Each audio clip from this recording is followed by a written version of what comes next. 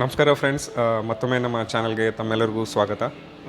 ಇವತ್ತಿನ ವಿಶೇಷತೆ ಏನಪ್ಪ ಅಂದರೆ, ಸಾಮಾನ್ಯವಾಗಿ ಒಂದು ಡಬಲ್ ಡೋರ್ ರೆಫ್ರಿಜರೇಟರನ್ನು ನೀವು ಖರೀದಿ ಮಾಡಿದ ಮೇಲೆ ಅದರ ಒಂದು ಬೇಸಿಕ್ ನಿಮಗೆ ಅದರ ಬಗ್ಗೆ ಎಲ್ಲ ಹೇಳ್ಕೊಡ್ತೀನಿ.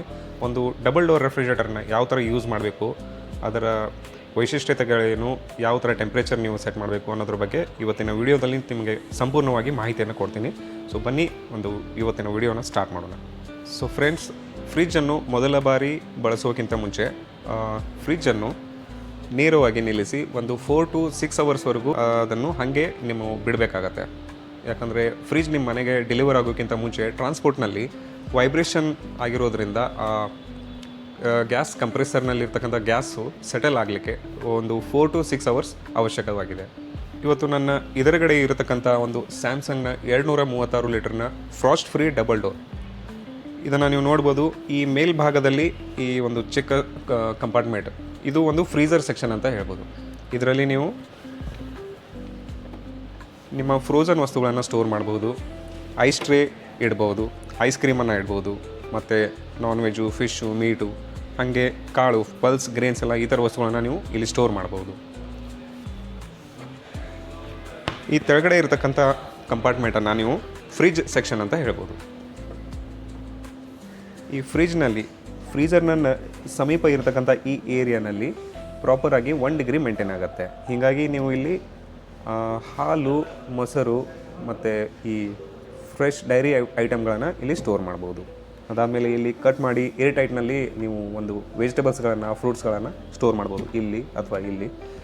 ಕೆಳಗಡೆ ಇರುವುದು ವೆಜಿಟೇಬಲ್ನ ಬಾಕ್ಸ್, ಇಲ್ಲಿ ನೀವು ತರಕಾರಿಗಳನ್ನು ಸ್ಟೋರ್ ಮಾಡ್ಬೋದು. ಮೇಲ್ಗಡೆ ಫ್ರೂಟ್ಸನ್ನು ಸ್ಟೋರ್ ಮಾಡ್ಬೋದು. ಹಾಗೆ ಈ ಡೋರ್ ಸೆಕ್ಷನ್ನಲ್ಲಿ ನೀವು ಜ್ಯೂಸ್, ಹಾಲು ಮತ್ತು ಸಾಸ್ ಬಾಟಲ್ಗಳನ್ನು ಸ್ಟೋರ್ ಮಾಡ್ಬೋದು. ಇಲ್ಲಿ ನಿಮಗೆ ಎಗ್ ಟ್ರೇ ಬರುತ್ತೆ, ಎಗ್ಗನ್ನು ಸ್ಟೋರ್ ಮಾಡ್ಬೋದು, ಲೆಮನನ್ನು ಸ್ಟೋರ್ ಮಾಡ್ಬೋದು. ಇಲ್ಲಿ ಚಿಕ್ಕ ಸಾಸ್ ಬಾಟಲ್ಸ್ಗಳನ್ನು ನೀವು ಈ ಥರ ನಿಮ್ಮ ಯಾವುದೇ ಮಲ್ಟಿಪಲ್ ಸ್ಟೋರೇಜನ್ನು ಯೂಸ್ ಮಾಡ್ಬೋದು. ಹೆಚ್ಚಿಗೆ ಭಾರ ಇರ್ತಕ್ಕಂಥ ವಸ್ತುಗಳನ್ನು ನೀವು ಆದಷ್ಟು ಅವಾಯ್ಡ್ ಮಾಡಿ. ಯಾಕಂದರೆ ಡೋರ್ನ ಸ್ವಲ್ಪ ಅಲೈನ್ಮೆಂಟ್ ಸ್ವಲ್ಪ ದಿನಗಳಾದಮೇಲೆ ಕಡಿಮೆ ಆಗುತ್ತೆ. ಕೆಳಗಡೆ ಜಾರುವುದರಿಂದ ಒಂದು ಅಲೈನ್ಮೆಂಟ್ ಪ್ರಾಪರಾಗಿ ಇರೋದಿಲ್ಲ. ಇದಿಷ್ಟು ವಸ್ತುಗಳನ್ನ ಇಡತಕ್ಕಂಥ ಮಾಹಿತಿ. ಒಂದು ರೆಫ್ರಿಜರೇಟರ್ನ ಟೆಂಪ್ರೇಚರ್ ಸೆಟ್ಟಿಂಗ್ಸ್ನ ಬಗ್ಗೆ ಹೇಳ್ಕೊಡ್ತೀನಿ, ಬನ್ನಿ. ನೀವು ಫ್ರೀಝರ್ನ ಒಳಗಡೆ ಒಂದು ಕಂಟ್ರೋಲ್ ನಾಬನ್ನು ನೀವು ನೋಡಬಹುದು. ಒಂದಷ್ಟು ರೆಫ್ರಿಜರೇಟರ್ಗಳಲ್ಲಿ ಡಿಜಿಟಲ್ ಪ್ಯಾನಲ್ ಇರುತ್ತೆ, ಒಂದಷ್ಟರಲ್ಲಿ ಈ ಥರ ಅನಲಾಗ್ ಕಂಟ್ರೋಲ್ ಇರುತ್ತೆ. ನೀವು ಡಾರ್ಕ್ ಶೇಡನ್ನು ನೋಡಿರ್ತೀರಿ, ಈ ಸೈಡ್ ಮ್ಯಾಕ್ಸಿಮಮ್ ಫ್ರೀಸ್ ಆಗುತ್ತೆ. ಮಿನಿಮಮ್ ಬೇಕಂದರೆ ಈ ಸೈಡ್ ಇಡಬೇಕಾಗುತ್ತೆ. ಅಂದರೆ ಐಟಮ್ ಕಡಿಮೆ ಇರಬೇಕಾದ್ರೆ ನೀವು ಮಿನಿಮಮ್ ಇಡ್ಬೋದು. ಒಂದು ಆಪ್ಟಿಮಲ್ ಸ್ಟೋರೇಜ್ ಇದ್ದರೆ, ಅಂದರೆ ಆಪ್ಟಿಮಲ್ ಸೆಟ್ಟಿಂಗ್ಸ್ನಲ್ಲಿ ನೀವು ಇಡ್ಬೋದು. ಇದು ಆಟೋಮೆಟಿಕ್ಕಾಗಿ ಒಂದು ಎಷ್ಟು ಫುಡ್ಸ್ ಸ್ಟೋರೇಜ್ ನೀವು ಮಾಡ್ತೀರಿ ಅದ್ರ ತಕ್ಕಂತೆ ಅದು ಆಟೋಮೆಟಿಕ್ಕಾಗಿ ಸ್ಟೋರ್ ಮಾಡುತ್ತೆ. ಹಾಗೆ ಇದು ಫ್ರೀಝರ್ಗಾಯಿತು. ನೆಕ್ಸ್ಟ್ ಈಗ ಫ್ರಿಜ್ ಸೆಕ್ಷನ್ನಲ್ಲೂ ಆ ಥರ ಒಂದು ಕಂಟ್ರೋಲ್ ಪ್ಯಾನಲ್ ಬರುತ್ತೆ. ಈ ನಾಬ್ ಸಿಸ್ಟಮನ್ನು ನೀವು ನೋಡ್ಬೋದು. ಈಗ ಕಡಿಮೆ ಲೋಡ್ ಇದ್ದರೆ 1, 2 ನೀವು ಇಷ್ಟು ಕಡಿಮೆ ಟೆಂಪ್ರೇಚರ್ನಲ್ಲಿ ಇಟ್ಟು ಯೂಸ್ ಮಾಡ್ಬೋದು. ಇದು ಆ್ಯರೋ ಮಾರ್ಕ್ ಇದೆ, 1 ಅಥವಾ 2 ಸೆಟ್ ಮಾಡ್ಬೋದು. ಆಪ್ಟಿಮಲ್ ಅಂದರೆ ಒಂದು ಮೀಡಿಯಮ್ ಲೋಡ್ ಫ್ರಿಜ್ನಲ್ಲಿ ನೀವು ಲೋಡ್ ಮಾಡಿದರೆ 3 to 4 ಸ್ಟೋರ್ ಮಾಡ್ಬೋದು.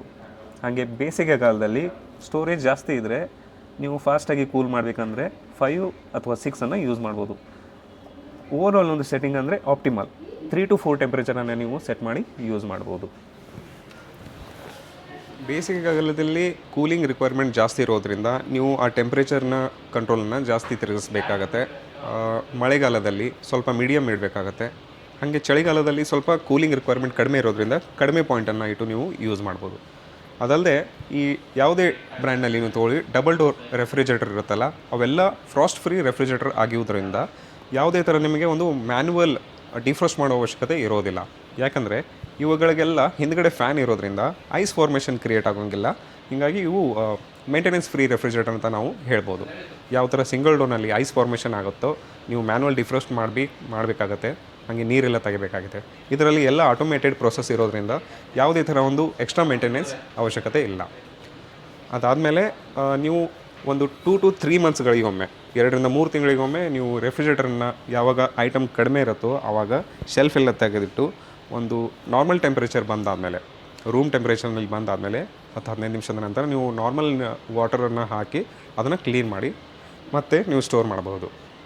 ಅದಲ್ಲದೆ ಒಂದು 2 ತಿಂಗಳಿಗೊಮ್ಮೆ ನೀವು ಈ ಗ್ಯಾಸ್ಕೆಟನ್ನು ಕ್ಲೀನ್ ಮಾಡ್ತಾ ಇರಬೇಕಾಗತ್ತೆ. ಇವೆಲ್ಲ ಈಗಿನ ರೆಫ್ರಿಜರೇಟರ್ಗಳಲ್ಲಿ ಡಿಟ್ಯಾಚಬಲ್ ಬರೋದ್ರಿಂದ ನೀವು ಈಸಿಲಿ ಒಂದು ಸೋಪ್ ವಾಟರ್ನಲ್ಲಿ ಎದ್ದಿಟ್ಟು ಸ್ವಲ್ಪ ಕ್ಲೀನ್ ಮಾಡಿ ಆಮೇಲೆ ಯೂಸ್ ಮಾಡ್ಬೋದು. ಸೊ ಫ್ರೆಂಡ್ಸ್, ಒಂದು 4 ಇಂಪಾರ್ಟೆಂಟ್ ಟಿಪ್ಸನ್ನು ನಿಮಗೆ ಶೇರ್ ಮಾಡ್ತೀನಿ. ಅದೇನೆಂದರೆ, ಬಿಸಿಯಾದ ಆಹಾರ ಪದಾರ್ಥಗಳನ್ನ ನೀವು ಡೈರೆಕ್ಟಾಗಿ ರೆಫ್ರಿಜರೇಟರ್ನಲ್ಲಿ ಇಡಕೂಡ್ದು. ಏಕೆಂದರೆ ಸಡನ್ ಟೆಂಪ್ರೇಚರ್ ವೇರಿಯೇಷನ್ ಆಗೋದ್ರಿಂದ ಫುಡ್ನಲ್ಲಿರ್ತಕ್ಕಂಥ ನ್ಯೂಟ್ರಿಯೆಂಟ್ಸು ಕಡಿಮೆ ಆಗಿಬಿಡತ್ತೆ.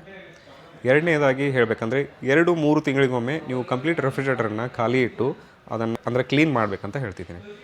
ಮೂರನೇದಾಗಿ ಒಂದು ವೋಲ್ಟೇಜ್ ಸ್ಟೆಬಿಲೈಸರನ್ನು ನೀವು ಅಳವಡಿಸ್ಕೊಳ್ಬೇಕಾಗತ್ತೆ. ಇಲ್ಲಾಂದರೆ ಮಳೆಗಾಲದಲ್ಲಿ ಹೆಚ್ಚು ಕಡಿಮೆ ವೋಲ್ಟೇಜ್ ಆಗೋದ್ರಿಂದ ನೀವು ಯಾವತ್ತೂ ಸ್ಟಾರ್ಟ್ ಮಾಡಿ ಯೂಸ್ ಮಾಡುವಂಥ ರೆಫ್ರಿಜರೇಟರನ್ನು ಅದು ಒಂದು ವೋಲ್ಟೇಜ್ ಸಲುವಾಗಿ ತೊಂದರೆಗೊಳಗಾಗ್ಬೋದು, ಕೆಲಸ ನಿಂತಾಗುತ್ತೆ. ಸೊ ಒಂದು ಸ್ಟೆಬಿಲೈಸರ್ ಅಳವಡಿಸೋದ್ರಿಂದ ರೆಫ್ರಿಜರೇಟರ್ಗಿಂತ ಮುಂಚೆ ಹಾಳಾಗೋದು ಒಂದು ವೋಲ್ಟೇಜ್ ಸ್ಟೆಬಿಲೈಸರ್ ಮಾತ್ರ. ಸೊ ಅದನ್ನು ನೀವು ಚೇಂಜ್ ಮಾಡಿ ಯೂಸ್ ಮಾಡಬಹುದು. ಅದಾದಮೇಲೆ ಈ ರೆಫ್ರಿಜರೇಟರ್ನ ಬಾಗಿಲುಗಳಿರುತ್ತೆ, ಡೋರನ್ನು ಜಾಸ್ತಿ ಹೊತ್ತು ಓಪನ್ ಮಾಡಿ ಇಡಬೇಡಿ. ಯಾಕಂದರೆ ಕಂಪ್ರೆಸರ್ಗೆ ಒಂದು ಆಪ್ಟಿಮೈಸೇಷನ್ ಕಡಿಮೆ ಆಗಿಬಿಡುತ್ತೆ. ಅದು ಡೋರ್ ಓಪನ್ ಮಾಡಿ ಜಾಸ್ತಿ ಹೊತ್ತು ನೀವು ಬಿಡೋದ್ರಿಂದ ರೂಮ್ ಟೆಂಪ್ರೇಚರ್ನ ಅದು ಸೆನ್ಸ್ ಮಾಡಿ ಹೈ RPMನಲ್ಲಿ ಅದು ರನ್ ಮಾಡಲಿಕ್ಕೆ ಹೋಗುತ್ತೆ. ಆವಾಗ ಪವರ್ ಕನ್ಸಂಪ್ಷನ್ ಜಾಸ್ತಿ ಆಗುತ್ತೆ. ಎಷ್ಟು ಅವಶ್ಯಕತೆ ಇದೆಯೋ ಅಷ್ಟು ಓಪನ್ ಮಾಡಿ ಮತ್ತು ನೀವು ಫಾಸ್ಟಾಗಿ ಕ್ಲೋಸ್ ಮಾಡಿಬಿಡಬೇಕು. ಇದಾದಮೇಲೆ ನೀವು ರೆಫ್ರಿಜರೇಟರನ್ನು ಗೋಡೆಯಿಂದ ಒಂದು ಸ್ವಲ್ಪ ಮುಂದೆ ಇಡಬೇಕಾಗತ್ತೆ. ಒಂದು 4 to 5 ಇಂಚಸ್ ನೀವು ಗ್ಯಾಪ್ನಲ್ಲಿ ಇಡೋದ್ರಿಂದ ನಾಯ್ಸ್ ಕಡಿಮೆ ಇರುತ್ತೆ, ಹಾಗೆ ಒಂದು ಪವರ್ ಕನ್ಸಂಪ್ಷನ್ ಕೂಡ ಕಡಿಮೆ ಇರುತ್ತೆ. ರೆಫ್ರಿಜರೇಟರನ್ನು ಯಾವತ್ತೂ ಓವರ್ಲೋಡ್ ಮಾಡಲಿಕ್ಕೆ ಹೋಗಬೇಡಿ. ನೀವು ಫುಡ್ ಕಂಟೆಂಟ್ ಇರ್ತಿರಲ್ಲ, ಸೊ ಅದು ಓವರ್ಲೋಡ್ ಮಾಡೋದ್ರಿಂದ ಹಿಂದ್ಗಡೆ ಇರತಕ್ಕಂಥ ಏರ್ ವೆಂಟ್ಸ್ ಬ್ಲಾಕ್ ಆಗುತ್ತೆ. ಪ್ರಾಪರಾಗಿ ಏರ್ ಸರ್ಕ್ಯುಲೇಷನ್ ಎಲ್ಲ ಕಡೆ ಹೋಗೋದಿಲ್ಲ.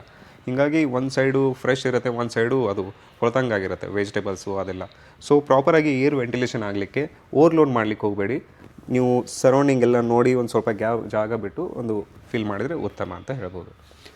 ಇದು ಈ ಎಲ್ಲ ಪಾಯಿಂಟ್ಸು ಒಂದು ಸಾಮಾನ್ಯವಾಗಿ ಡಬಲ್ ಡೋರ್ ರೆಫ್ರಿಜರೇಟರ್ ಯೂಸ್ ಮಾಡುವಂಥ ಒಂದು ಬೇಸಿಕ್ಸ್ ವಿಧಾನಗಳು.